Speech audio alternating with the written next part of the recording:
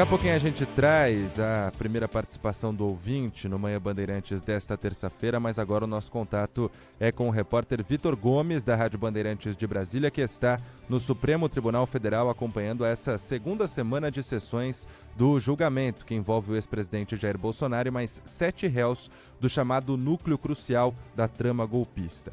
Bom dia, Vitor, tudo bem? Olá, Lupato, Sabino, todos os ouvintes da Rádio Bandeirantes, tudo bem sim, tudo certo. Seguimos acompanhando aqui todos os detalhes desta segunda semana, de julgamentos. Hoje os trabalhos começaram um pouco depois das 9 horas da manhã. A sessão foi aberta com a leitura da ata da última sessão. Depois o ministro Cristiano Zanin, que é o presidente da primeira turma, passou a palavra ao ministro relator Alexandre de Moraes, que é quem está falando nesse momento, apresentando ali toda a fala dele em relação às disposições preliminares, que são as apresentações, a defesa dos réus, do ex-presidente Jair Bolsonaro e os outros 7 réus, tudo o que foi apresentado pela defesa na semana passada. Agora o ministro está fazendo esse debate. Destaque para a fala inicial de Moraes, em que ele falou que omissões não acarretam nulidades. Podem acarretar, segundo o ministro, diminuição ou afastamento de benefícios, mas não nulidades. Um dos pedidos, talvez o principal, de acordo aqui com a defesa dos réus, seria o pedido da nulidade, de anular a delação do ex-ajudante de ordens, o tenente-coronel Mauro Cid, ex-ajudante de ordens do ex-presidente Jair Bolsonaro. Seguimos acompanhando aqui todos os detalhes. Destacamos também, inclusive, Lupato, Sabino, todos os ouvintes, que pelo menos os 2 advogados do ex-presidente Jair Bolsonaro, o Celso Vilardi e também Paulo Bueno, estão acompanhando aqui essa sessão. Inclusive, Paulo Bueno chegou, mas ele destacou que se o julgamento se basear em elementos jurídicos, não há como condenar o ex-presidente. Vamos acompanhar. A expectativa da defesa é que o processo seja julgado à luz só e somente de elementos estritamente jurídicos. Se for julgado assim, a convicção é de que deverá ser absolvido. Se houver influência de outras variáveis, aí a gente já não pode dizer. Se o julgamento for estritamente jurídico, não tem como ser condenado. E na chegada também aqui ao Supremo, Paulo Cunha Bueno também afirmou que o ex-presidente Jair Bolsonaro não deve comparecer ao julgamento por questões de saúde. Vamos conferir. Não virá, ele não tem recomendação médica para isso. A saúde dele é debilitada, Ele tem uma limitação médica, evidentemente, não poderia vir aqui por essa limitação, ainda que fosse a vontade dele. Ainda em relação à saúde do ex-presidente, ontem a defesa de Jair Bolsonaro fez um pedido ao ministro Alexandre de Moraes a respeito de que ele deixe a prisão domiciliar para passar por um procedimento médico que deve ser realizado no próximo domingo em um hospital particular aqui de Brasília. Seria uma cirurgia para retirar lesões na pele do ex-presidente. O ministro Alexandre de Moraes ainda não se pronunciou a respeito desse pedido. Volto com vocês. Obrigado, Vitor Gomes. Daqui a pouquinho você volta com novas informações do julgamento aqui no Manhã Bandeirantes.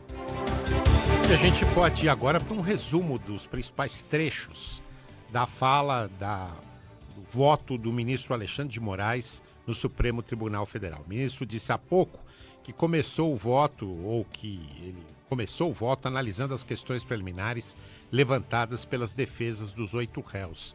São as questões de nulidade, Ele negou qualquer irregularidade na delação do tenente-coronel Mauro Cid para começar. Isso beira a litigância de má-fé, dizer que os 8 primeiros depoimentos foram 8 delações contraditórias. Ou beira o total desconhecimento dos autos, não leram os autos, ou beira litigância de má-fé. Porque basta a leitura da colaboração premiada para verificar que, por uma estratégia de investigação, Essa estratégia pode ser mais correta ou menos correta, mas por uma estratégia de investigação, a Polícia Federal resolveu, ao invés de um grande depoimento único no dia 28 de agosto de 2023, resolveu fracioná-lo em 8 depoimentos, porque eram 8 fatos diversos. Quero aqui recordar, para aqueles que leram efetivamente os autos, que uns falavam sobre joias, e vários sobre joias, porque eram momentos diversos as joias, outros falavam sobre vacinação, sobre falsificação de vacina, outros falavam sobre tentativa de golpe, ou seja, são 8 depoimentos que poderiam tranquilamente estar num único mega depoimento, com capítulos, mas são 8 depoimentos sobre fatos diversos, não são contraditórios e muito menos a alegação de que são 8 delações. Basta, volto a dizer, conferir os autos para verificar que os depoimentos foram sequenciais e todos no mesmo dia 28 de agosto de 2023. Também os depoimentos posteriores dados, e foi dito da tribuna, e inclusive indagado, os depoimentos sempre foram por determinação da Polícia Federal, que intimou o hoje réu colaborador para prestar novos esclarecimentos sobre novos fatos que vinham surgindo. Ele também disse que não é e não atuou de jeito nenhum como investigador. Essa era uma outra acusação feita contra o ministro Alexandre de Moraes, de que ao mesmo tempo que julgava, ele também investigava. Ele negou.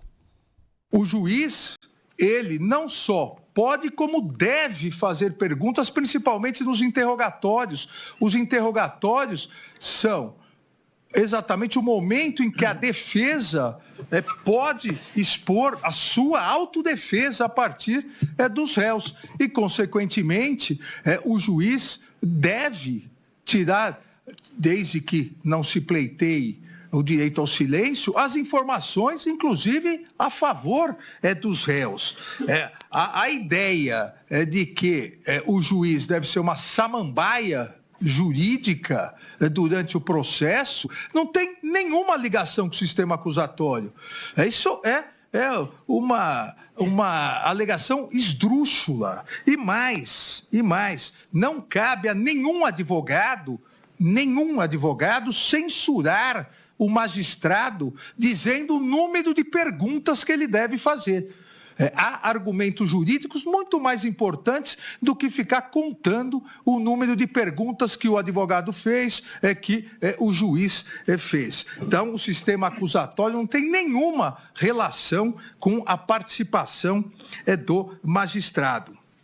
Eu recordo aqui que isso foi reafirmado por unanimidade no plenário do Supremo Tribunal Federal, em recente julgamento da ADI 6298, o famoso julgamento de relatoria do ministro Luiz Fux, do juiz de garantias, que atribuiu interpretação conforme a vários dispositivos que retiravam do juiz a possibilidade de complementação da prova.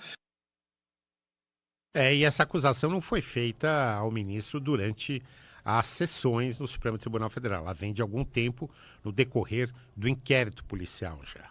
Depois de falar das questões preliminares, o ministro Alexandre de Moraes passou a análise do mérito. Alexandre de Moraes sustentou as acusações contra os réus. Esse julgamento não discute se houve ou não tentativa de golpe, se houve ou não tentativa de abolição ao Estado de Direito.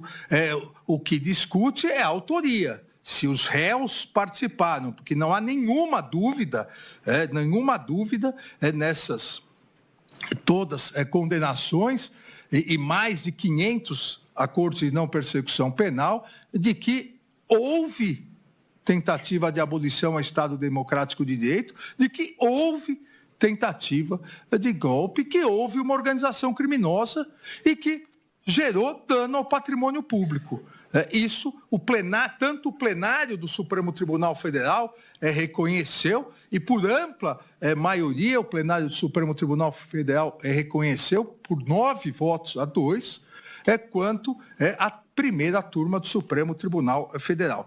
Então, o que aqui se analisa, como nos demais núcleos que serão julgados na sequência, é a autoria das infrações penais imputadas.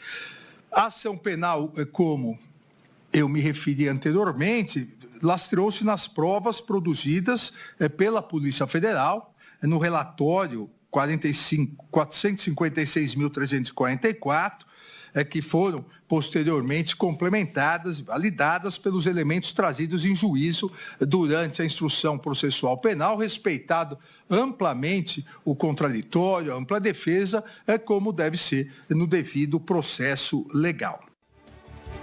Bom, em seguida, o ministro Alexandre de Moraes fez uma enumeração dos fatos. Até há pouco estava fazendo isso. Para ele, esses fatos mostram a atuação de uma organização criminosa que tentou um golpe de Estado. A expressão é do ministro Alexandre de Moraes. Vamos agora ao vivo até Brasília para saber em que momento está a fala do ministro Alexandre de Moraes. Agora ao vivo, hein?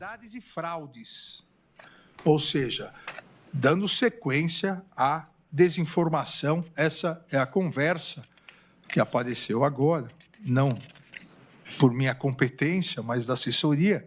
Essa é a conversa entre Alexandre Ramagem e Jair Bolsonaro. E aqui não é possível dizer que era um mero diário, porque foi mensagem no WhatsApp. O conteúdo dos documentos revela claro alinhamento, já nesse primeiro momento de atos executórios, entre o líder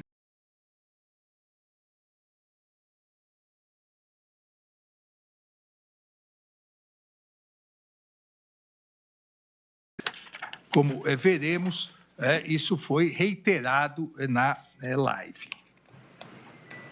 Há ainda um outro documento, denominado PR Presidente, no formato nota, em posse de Alexandre. Nós vamos continuar acompanhando tudo que acontece em Brasília durante esse julgamento do ex-presidente Jair Bolsonaro e outros 7 réus, com trechos ao vivo do voto dos vários ministros. Está votando o primeiro-ministro, que é o relator, Alexandre de Moraes. Daqui a pouco a gente volta a Brasília.